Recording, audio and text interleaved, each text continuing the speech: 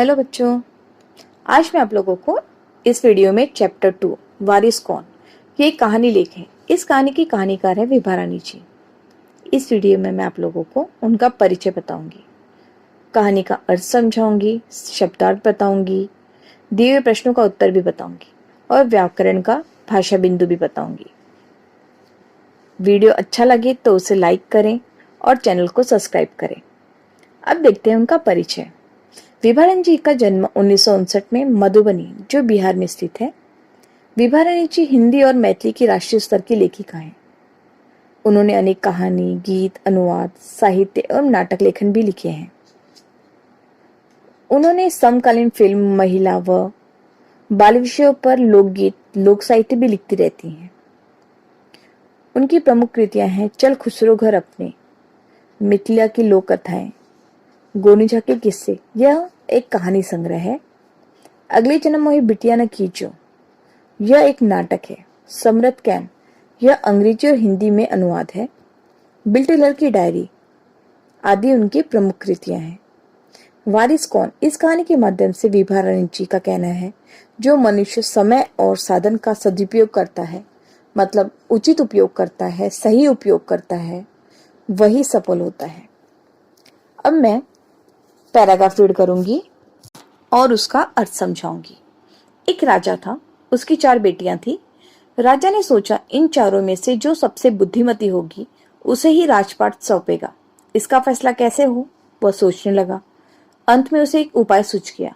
उसने एक दिन चारों बेटियों को अपने पास बुलाया, सभी को गेहूं के 100-100 दाने दिए और कहा, इसे तुम अपने पास रखो। 5 साल बाद जब मैं इसे मांगूंगा तब तुम मुझे वापस कर देना। गेहूं के दाने लेकर चारों बहनें अपने अपने कमरे में लौट आई। बड़ी बहन ने उन दानों को खिड़की के बाहर फेंक दिया। उसने सोचा, आज से 5 साल बाद पिताजी को गेहूं के इन दानों की याद रहेगी क्या? और जो याद भी रहा तो क्या हुआ, भंडार से लेकर दे दूंगी। दूसरी बहन ने दानों को चांदी की एक डिब्बी में डालकर उसे मखमल के थैले में बंद करके सुरक्षा से अपनी संदूकची में डाल दिया। सोचा 5 साल बाद जब पिताजी दाने मांगेंगे तब उन्हें वापस कर दूंगी। तीसरी बहन बस सोचती रही कि इसका क्या करूं। चौथी और छोटी बहन तनिक बच्ची थी, शरारतें करना उसे बहुत पसंद था। उसे गेहूं के भुने दाने भी बहुत पसंद थे। उसने दानों को भुनवाकर खा डाला और खेल में मग्न हो गई। तीसरी राजकुमारी को इस बात का यकीन था कि पिताजी ने उन्हें यूं ही दाने नहीं दिए होंगे, जरूर इसके पीछे कोई मकसद होगा। पहले तो उसने भी अपनी दूसरी बहनों की तरह उन्हें सहेज कर रख देने की सोची, लेकिन ऐसा न कर सकी। 2-3 दिनों तक वह सोचती रही। फिर उसने अपने कमरे की खिड़की के पीछे वाली जमीन में वे दाने बो दिए। समय पर अंकुर फूटे, पौधे तैयार हुए, दाने निकले। राजकुमारी ने तैयार फसल में से दाने निकाले और फिर से बो दिए। इस तरह 5 वर्षों में उसके पास ढेर सारा गेहूं तैयार हो गया। इस पैराग्राफ का अर्थ है, एक राजा था, उसकी 4 बेटियां थी। चारों में से किसी एक को वह राजपाट देना चाहता था, परंतु किस बेटी को दे?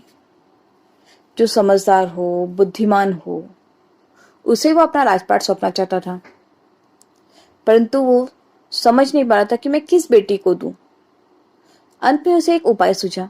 उसने चारों बेटियों को अपने पास बुलाया और 100-100 गेहूं के दाने उन्हें दिए और कहा कि 5 साल बाद जब मैं तुमसे ये मांगूंगा तब तुम मुझे वापस देना। चारों अपने कमरे में चली गई। बड़ी राजकुमारी ने इसे गंभीरता से नहीं लिया और उन दानों को खिड़की से बाहर फेंक दिया। दूसरी राजकुमारी ने उसे संदूक में रख दिया। सोचा पिताजी ने दिए हैं, अवश्य कीमती ही होंगे। तीसरी राजकुमारी ने बहुत सोचा समझा कि पिताजी ने यूं ही तो नहीं दिए होंगे, तो उसने उन गेहूं को बो दिया। उनसे और गेहूं निकले, उन गेहूं को भी उसने फिर से बो दिए। इस तरह 5 वर्षों में उसके पास ढेर सारे गेहूं के दाने तैयार हो गए और छोटी राजकुमारी ने उन दानों को भुनवा कर खा गई। नेक्स्ट पैराग्राफ है। 5 साल बाद राजा ने फिर चारों बहनों को बुलाया और कहा, आज से 5 साल पहले मैंने तुम चारों को गेहूं के 100-100 दाने दिए थे और कहा था कि 5 साल बाद मुझे वापस करना। कहाँ हैं वे दाने? बड़ी राजकुमारी ने भंडार घर जाकर गेहूं के दाने ले आई और राजा को दे दिए। राजा ने पूछा, क्या ये वही दाने हैं जो मैंने जो मैंने तुम्हें दे दिए थे। पहले तो राजकुमारी ने हाँ कह दिया, मगर राजा ने फिर कड़क कर पूछा। तब उसने सच्ची बात बता दी। राजा ने दूसरी राजकुमारी से पूछा, तुम्हारे दाने कहाँ हैं? दूसरी राजकुमारी ने अपनी संदूकची में से मखमल के खोल वाली डिब्बी उठा लाई, जिसमें उसने गेहूं के दाने सहज कर रखे थे। राजा ने उसे खोलकर देखा, दाने सड़ गए थे। तीसरी राजकुमारी से जब राजा ने पूछा, तुमने क्या किया उन दानों का? तीसरी राजकुमारी ने कहा, मैं इसका उत्तर आपको अभी नहीं दूंगी, क्योंकि जॉब पाने के लिए आपको यहाँ से दूर जाना पड़ेगा और मैं वहां आपको कल ले चलूंगी। राजा ने अब चौथी और सबसे छोटी राजकुमारी से पूछा। उसने बड़ी बेपरवाही से जवाब दिया, इन दानों की कोई कीमत है पिताजी? वैसे तो ढेर सारे भंडार में पड़े हैं। आप तो जानते हैं ना, मुझे गेहूं के भुने दाने बहुत अच्छे लगते हैं, सो मैंने उन्हें भुनवा कर खा गई। आप भी पिताजी किन किन चक्करों में पड़ जाते हैं? सभी के उत्तर सुनकर राजा को बड़ी निराशा हुई। चारों में से अब उसे केवल तीसरी बेटी से ही थोड़ी उम्मीद थी। इस पैराग्राफ का मतलब है कि 5 साल बाद राजा अपनी चारों बेटियों को अपने पास बुलाता है और उनसे 5 साल पहले दिए हुए गेहूं के दाने वापस मांगता है। पहली बेटी ने तो दानों को फेंक दिया था, इसलिए वह भंडार घर से गेहूं के दाने लाकर दे देती है, परंतु राजा के क्रोधित होने पर वह सारी सच्चाई बता देती है। दूसरी बेटी से मांगने पर वह संदूक से निकालकर गेहूं के दाने को दे देती है। 5 वर्षों तक गेहूं के दाने संदूक में बंद पड़े होने के कारण सड़ गए थे। तीसरी राजकुमारी से जब राजा ने गेहूं के दानों के बारे में पूछा तो उसने कहा, पिताजी मैं अभी आपको इसका जवाब नहीं दूंगी, मैं इसका जवाब आपको कल दूंगी।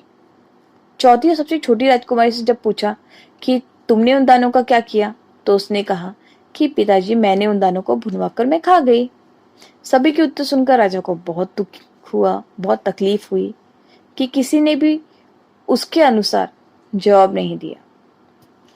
उसे थोड़ी बहुत उम्मीद तीसरी राजकुमारी से था, क्योंकि उसने अभी तक जवाब नहीं दिया था। नेक्स्ट पैराग्राफ है। दूसरे दिन तीसरी राजकुमारी राजा के पास आई।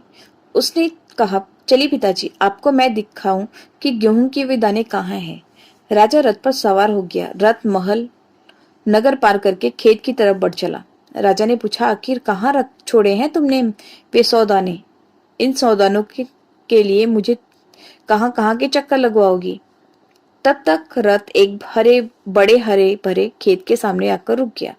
राजा ने देखा, सामने बहुत बड़े खेत में गेहूं की फसल थी। उसकी बलियां हवा में झूम रही थी, जैसे राजा को कोई खुशी भरा गीत सुना रही हो। राजा ने हैरानी से राजकुमारी की ओर देखा। राजकुमारी ने कहा, पिताजी ये हैं वे 100 दाने जो आज लाखों दानों के रूप में आपके सामने हैं। मैंने उन दानों को बोकर इतनी अधिक फसल तैयार की है। राजा ने उसे गले लगा लिया और कहा, अब मैं निश्चिंत हो गया। तुम ही मेरे राज्य की सच्ची उत्तराधिकारी हो।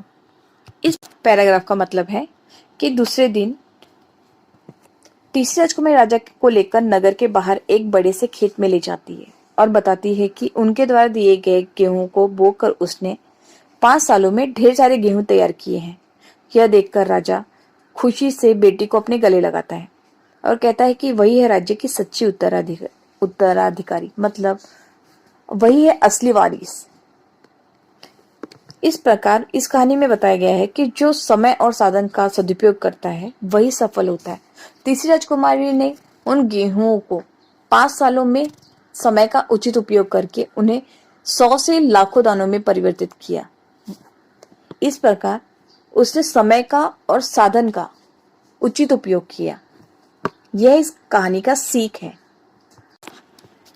तो हमने चैप्टर को समझ लिया है। अब हम उसके शब्दार्थ देखेंगे। राजपाट, राजगद्दी, तनिक, थोड़ा, सूझना, ध्यान में आना, मखमल, एक प्रकार का रेशमी कपड़ा, यकीन, विश्वास, मकसद, उद्देश्य, सहेज कर, संभाल कर, अंकुर, बीज से फूटकर उगने की पौधे की प्रारंभिक अवस्था, कड़क कर, कठोर शब्दों में, संदूकची, छोटा बक्सा, खोल, आवरण, बेपरवाही, लापरवाही, उम्मीद, आशा, बलिया, पौधे का वह भाग जिसमें दाने लगते हैं, उत्तराधिकारी मतलब वारिस। ये रहे शब्दार्थ। अब हम प्रश्नोत्तर की ओर देखेंगे। पहला प्रश्न है, सूचना के अनुसार कृतियां करो। पहला प्रश्न है, गेहूं के दानों को चारों बहनों ने क्या किया? इसका उत्तर है, बड़ी बहन ने दानों को खिड़की से बाहर फेंक दिया। दूसरी बहन ने दानों को चांदी की डिब्बी में मखमल के थैले में रखा। तीसरी बहन ने दानों को अपनी खिड़की के पीछे वाली जमीन में बो दिया। चौथी बहन ने दानों को भुनवा कर खा डाला। हमने चारों डब्बे में आंसर लिख देंगे। दूसरा प्रश्न है, उचित घटना क्रमांक लगाकर वाक्य फिर से लिखेंगे। तो इसका उत्तर होगा, पहला रहेगा, अंत में उसे एक उपाय सूझ गया। दूसरे क्रमांक पे रहेगा, सभी के उत्तर से राजा को बड़ी निराशा हुई। तीसरे नंबर पे रहेगा, रथ एक बड़े से हरे भरे खेत के सामने रुक गया। चौथा रहेगा, राजा ने हैरानी से राजकुमारी की ओर देखा। तीसरा प्रश्न है, सभी विकल्प चुनकर वाक्य फिर से लिखो। पहले प्रश्न का उत्तर है, जरूर इसके पीछे कोई मकसद होगा। दूसरा प्रश्न उसका उत्तर रहेगा, सो मैं उन्हें भुनवा कर खा गई। तीसरे प्रश्न का उत्तर है, तुम ही मेरे राज्य की सच्ची उत्तराधिकारी हो। चौथे प्रश्न का उत्तर, इसे तुम अपने पास रखो, 5 साल बाद मैं इन्हें मांगूंगा। चौथा प्रश्न है, हमें परिणाम लिखना है। पहला प्रश्न है, गेहूं के दानों को बोने का तो इसका क्या परिणाम है? इसका परिणाम है, वे दाने लाखों लाख दानों के रूप में हरे भरे खेत में हवा में झूम रहे थे। दूसरा प्रश्न, सभी के उत्तर सुनकर राजा पर हुआ परिणाम। क्या परिणाम हुआ था? इसका उत्तर है, राजा को बड़ी निराशा हुई। तीसरा प्रश्न है, दूसरी राजकुमारी का संदूकची में दाने रखने का परिणाम। इसका क्या परिणाम हुआ था? दाने सड़ गए। चौथा प्रश्न है, पहली राजकुमारी को कड़क कर पूछने का परिणाम। इसका परिणाम हुआ था, राजकुमारी ने स्वीकार किया कि वे दाने भंडार घर से लाई है। इस प्रकार हमने सारे प्रश्न उत्तर कर लिए। अब हम व्याकरण में देखेंगे भाषा बिंदु। रचना के आधार पर विभिन्न प्रकार के 3-3 वाक्य पाठों से ढूंढकर लिखना है। इसमें हमें सरल वाक्य के 3 उदाहरण लिखने हैं, मिश्र वाक्य के 3 उदाहरण लिखने हैं और संयुक्त वाक्य के 3 उदाहरण लिखने हैं। तो पहले हम लोग सरल वाक्य के 3 उदाहरण देखते हैं। पहला, 5 साल बाद राजा ने चारों बहनों को बुलाया। अब मुझे अपने दूसरा वाक्य रहेगा, अब मुझे अपने किए हुए पर पछतावा हुआ। तीसरा, सभी हरा भरा पेड़ मत काटो। इस प्रकार हमने सरल वाक्य किया। अब हम मिश्र वाक्य के उदाहरण देखेंगे। पहला, मनुष्य में जो घृणा है वह पशुत्व की निशानी है। दूसरा, मैं सोच में पड़ गई क्योंकि मेरा काम तो पुणे में है। तीसरा, नाखून बढ़ते हैं तो बढ़े, मनुष्य उन्हें बढ़ने नहीं देगा। ये तीनों मिश्र वाक्य हैं। अब हम तीसरा देखेंगे, संयुक्त वाक्य के उदाहरण। एक समय पर अंकुर फूटे और गेहूं के दाने तैयार हुए। दूसरा वाक्य, मैं शरीर से बूढ़ा हूं किंतु उत्साह में जवान हूं। तीसरा, रजा साहब ने मुझे इंटरव्यू दिया और बहुत सारी बातें हुई। इस प्रकार हमने तीनों वाक्य के 3-3 उदाहरण लिखे हैं। धन्यवाद।